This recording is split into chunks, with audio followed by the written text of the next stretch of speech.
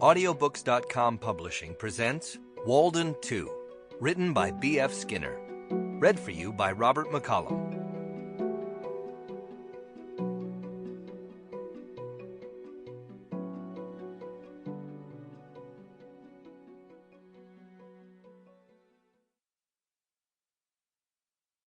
One.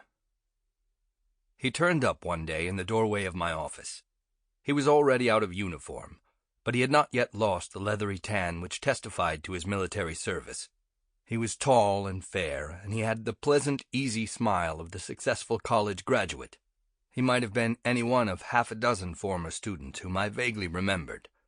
He stood hesitantly for a moment, as if at attention, then stretched out his hand and came forward. "Hello, sir," he said brightly. I fumbled for the name, and he added, "Rogers, sir, 41. "Oh, Rogers, by all means," I said. "Glad to see you. Come in and sit down." He turned to the door, and I saw that he had brought with him another young man, showing the same history of wind and sun. "Professor Burris, this is Lieutenant Jamnik. We were together in the Philippines, sir." Jamnik shook hands shyly. He was shorter than Rogers by 3 or 4 inches, and heavily built. His thin lips failed him as he tried to smile, and he was apparently quite unaware of the force of his grip. Not a college man, I judged, and a bit frightened at meeting a professor. Perhaps Rogers had made it harder by calling me sir. This had nothing to do with any former military rank of mine, and must have been a carryover from preparatory school days. I offered them cigarettes and asked the usual questions. Had they seen the new emergency housing arrangements, the trailer camps and the reconstructed barracks? What did they think of the Quonset classrooms, and so on? Rogers replied appropriately enough, but he seemed impatient with small talk.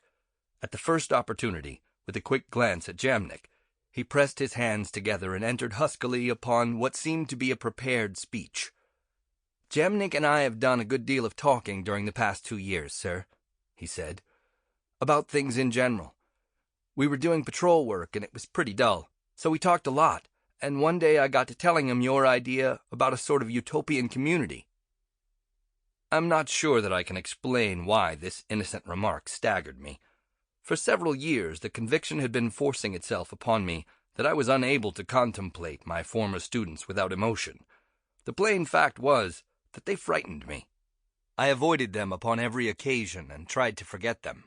So far as I could see, their pitiful display of erudition was all I had to show from my life as a teacher, and I looked upon that handiwork not only without satisfaction, but with actual dismay. What distressed me was the clear evidence that my teaching had missed the mark. I could understand why young and irresponsible spirits might forget much of what I had taught them, but I could never reconcile myself to the uncanny precision with which they recalled unimportant details. My visitors, returning at commencement time, would gape with ignorance when I alluded to a field that we had once explored together, or so I thought. But they would gleefully remind me, word for word, of my smart reply to some question from the class, or the impromptu digression with which I had once filled out a miscalculated hour.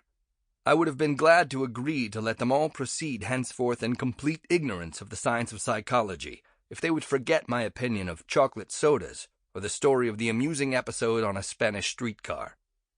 I came to wait for these irrelevancies, as a guilty man must wait for references to his crime. And now, here was another, my idea about a sort of utopian community. I made a wild stab at recollection.